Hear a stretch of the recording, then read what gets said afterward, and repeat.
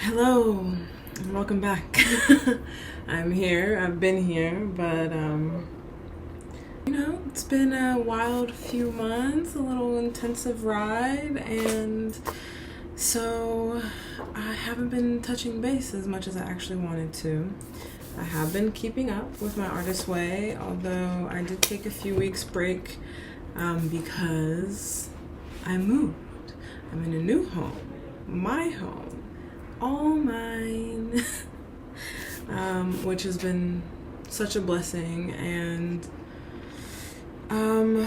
it took a lot to get here.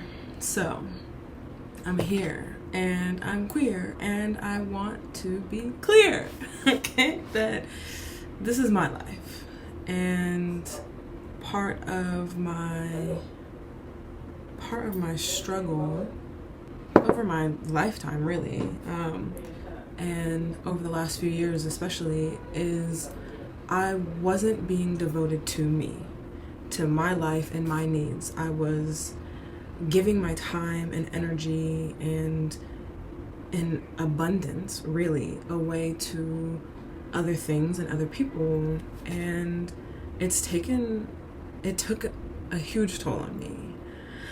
And now I'm here in recovery, creative recovery, but also just in like energetic recovery, in joy recovery, in creative recovery like this, in spiritual recovery, in recovering and discovering who I really am now, and what all this work, this inner force, this inner drive to just uncover, unlearn, and really honor myself in ways that I have never honored myself before, and in ways that I haven't honored myself in a really long time. So I am really thankful for the artist way, because it's given me a place to hone in on, and it's given me my morning pages, which even as I've taken breaks to focus on like packing and moving, for example, I still had my morning pages. I still had this dedicated space that I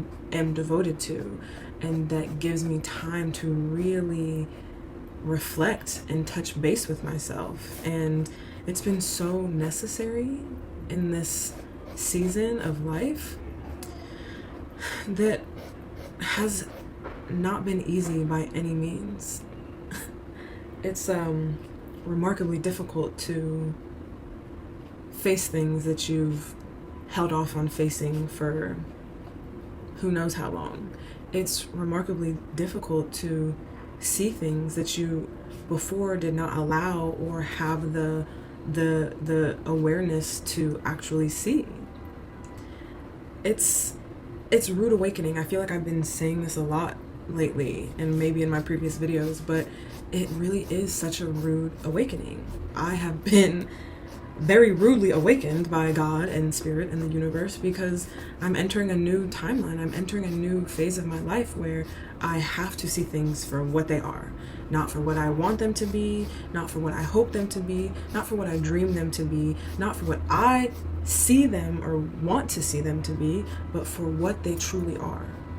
What are the real dynamics in the circumstances? What are the real dynamics in the relationships? What are the real dynamics in my relationship with myself? The things I do or don't do for myself, the things I allow or don't allow, the things I receive or hold off on receiving because I think I'm not worthy of it, or because I've been surrounding myself with people who themselves don't feel worthy of their dreams and goals and desires, and so I certainly can't, or because I've been living like Cinderella, okay? I've been living like Cinderella in other people's lives, and it's like, oh, now it's time for me.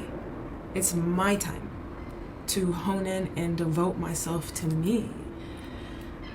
And I mean, certainly, at least some of you will relate that sometimes we overgive and overdevote to other people because we think that will prove our worthiness, that will prove our value, that will make sure that we're loved, that will give us what we need. And at the time, that is what I needed. I thought I was only worthy of being loved if I was over providing for people. And a lot of the times they weren't necessarily asking for that, but they were readily consuming that day in and day out, right? So I think part of like being also in the artist way and sticking to it, even if I have to take a pause and come back, is that it's very much look at things for what they are. Pay attention to where you're hiding from yourself. Pay attention to where you're dimming and diminishing and limiting yourself. Pay attention to where you're giving all of yourself to people and circumstances that do not uphold, honor, or value you in the way that you actually deserve. And I'm so thankful. I'm thankful for me, actually. Insert Snoop Dogg, whatever. I give myself praise, right? Because I could have dropped this after week 1. I could have dropped it after week 2. I could have dropped it after week 3 when I recorded videos, or week 4 when I recorded videos for week 3 and 4, and half of it disappeared. I could have dropped it when I was told that I have to move. I could have dropped it when I was figuring out how to find and secure a new home. And I could have dropped it when I was packing and shifting and moving and unpacking. I could have dropped it at any point. I got too tired at work, or I got a little sick for a few days. I don't want to do it anymore. And the thing is what I'm recognizing is I'm devoted to myself now. And I don't really give a flying F what other people think about that. Sometimes it's hard because I'm a recovering people pleaser. Sometimes it's hard because I learned throughout my life to always be prepared for other people's needs and emotions so that I stay safe. But that means that my needs and emotions were never honored or clear, especially to myself, because I'm not paying attention to me. I'm paying attention to everybody else. I'm not being devoted to me. I was being devoted to everybody else. And now I'm devoted to myself. And yikes, it feels really uncomfortable, actually. Even though being Cinderella, being the built-in best friend servant felt terrible, actually, it's what I've known for the majority of my life. So it's that like known pain, that known suffering. At least it's comfortable because you know what it is. And being here where it's no, this is about me. I'm being devoted to me. I'm honoring myself, and I'm making moves according to what is best for where I am right now, no matter how anyone else feels about it. That is very disturbing because my system, my nervous system, my body, my mind, my spirit we're not accustomed to it yet. I'm learning to stand strong and tall and confident in it, but I'm still building the muscle, right? Like, and it's required me to step away and focus in on myself. It's required me to acknowledge, oh, I want to go do this thing, or I think I should go do this thing, but actually I don't like being in that kind of environment. That kind of environment actually makes me feel stressed. It brings out isms and tisms and things inside me that are really difficult, actually. And then I have to go home and recover for hours or days because I didn't listen to myself. And so instead I feel really uncomfortable by deciding to stay home or take a walk instead of go to the event or the party. But that's what I actually need. And what I also need is people who understand that about me. And that's what I'm bringing in. So right now, very uncomfortable, honey. But I also feel really proud of myself. I feel proud because I've been building this relationship with me. I feel proud because I'm learning how to honor me. I feel proud because I'm getting used to and gaining confidence and confidently upholding my feelings, emotions, desires, and needs. And there's still that little niggle in the back of my head, that little chatter that says, that's That's so weird. And it feels almost inappropriate to say, but like that little chatter that says you're better off than to take care of yourself. You're better off destroying the part of you that actually is calling for your attention so that you can still be basically a servant to people who say they care about you, so that you can still be someone who serves and takes care of everyone else's needs, and that the audacity to put yourself first is the part of you that should be destroyed. That's very disturbing. And that is something that I know I'm not the only one who has felt that way, who hears these things, who feels these things. And that voice that really comes from a culture, a society, relationships, dynamics that want only for you to serve that purpose, we don't need that. I'm putting that to rest. That's going into the compost bin, okay? We're ending that, because what matters most, and this is for me and this is for you, if you're here at this point, clearly you also need to hear it and want to hear it, that what matters most is your heart and your spirit, and honoring yourself. Honoring yourself. For so many reasons, we've been taught and told that honoring and centering yourself is a bad thing. And yeah, in the ways in which it's presented, it can be a bad thing, because it's not honoring yourself. It's putting yourself above all others and stepping on others to make yourself feel good. That's not the type of honoring we're discussing. I'm discussing right now what it means to say, hey, that thing feels funny in my body, or the way that person keeps talking to me actually really hurts my feelings and I don't like it, and I want to say something about it, but I'm also afraid to say something about it because I thought the dynamic in our relationship was like this, but actually it's like that, where speaking up is squelched. And all of those things make me feel really weird, and I think I need to acknowledge that. And I think I need to keep learning what it means to protect myself, to honor myself, and to uphold that one, this one, the tiny child in you that needs whatever you needed then and maybe were not able to receive. And what she needed then, this precious little one, was someone to go hard for her, protect her, uphold her, listen to her, and say, your feelings are valid and I'm sorry you feel that way. Please continue to tell me how you feel because I want to know. That's what I get to do now. I didn't have that then because, well, the people that were raising me also didn't have that then, right? They didn't have that. My mother was a single mother, raising a child by herself. I would be at babysitter's houses until 2 a.m. because she worked whatever shift that was, second shift. Was that her ideal decision? No. She had to do what she needed to do as a very young woman to survive. At that point, my mother was barely 30. I'm 35 now, and I'm coming to this place now with no child besides my fur baby to have to look out for. So little baby me needed what also I'm sure my mother needed, and probably her mother needed, and her mother needed. And they couldn't have it, but I can have it now, and you can have it now. All right? We're here to change the cycle. I am here to change the cycle and flip the script. We are not just surviving anymore. We are thriving. And part of thriving is honoring and protecting your energy, honoring and protecting your peace, honoring and upholding your needs, desires, dreams, visions, goals, and your overall health and well-being. Right, Lucky? It's right.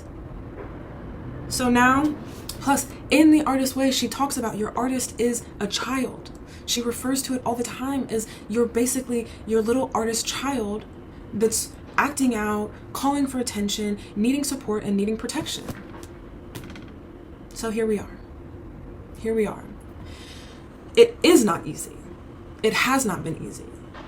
And it will continue to be a challenge because I am stretching outside of what I have been used to. I've been used to being like this, curled in, tucked in. The tighter in a ball I could be, the safer I thought I could be. But no more. It's uncomfortable because after being curled into a little tiny ball, shoved into a tiny box, stepping out and standing up and stretching and opening, it hurts. It hurts. Your body and your muscles and your soul and your spirit have to learn new patterns of movement and existing. So what I want to remind you, you as in me, you as in you, whoever is listening, is that you have what it takes. You have what it takes to let yourself leave the cage, leave the box. Crush that shit if you need to. You have what it takes to be free, to set yourself free. But you have to be willing to be very uncomfortable. You have to be willing to be very honest with yourself. And you have to be willing to see things as clearly as possible. To remove any rose-tinted glasses. To remove any blinders or blindfolds. Because you don't want to acknowledge things for what they actually are. It takes the willingness to be uncomfortable, to unlearn and shed the shit you do not want. You don't even like it.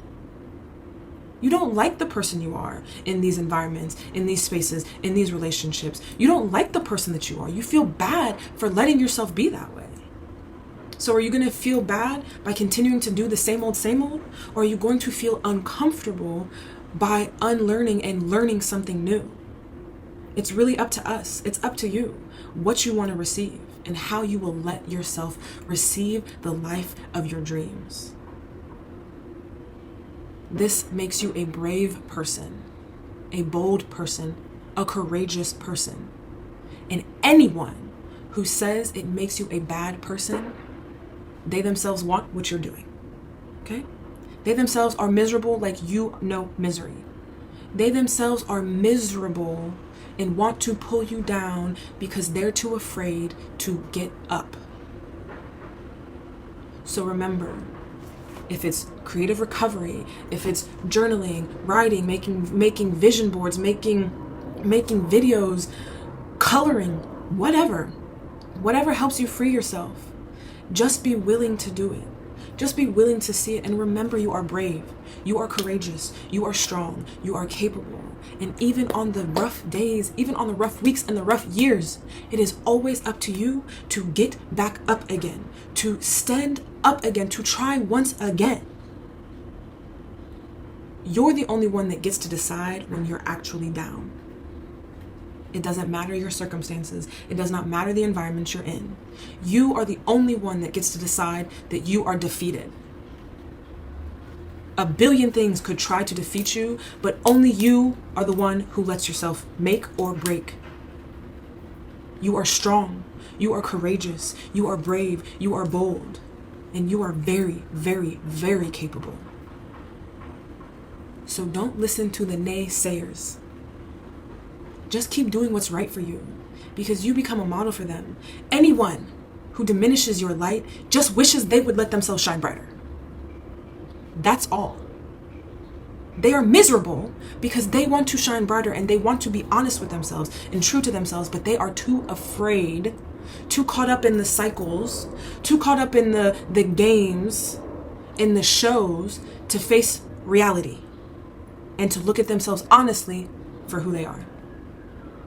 That's not your problem. Okay? No matter how much anyone tries to make it your problem, it is not your problem. That's theirs. Put it back on them. Give it back to them. Here. That's yours. You figure it out.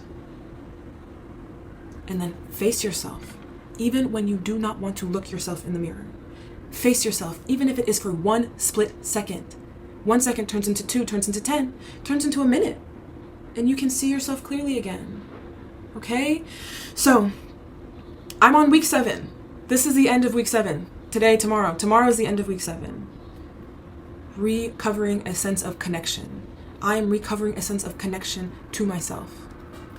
And I'm continuing to go. Continuing on. Because I deserve it. And so do you. Thank you so much for listening. Thank you so much for watching. Thank you so much for being here. Thank you so much for being bold and being brave and being yourself.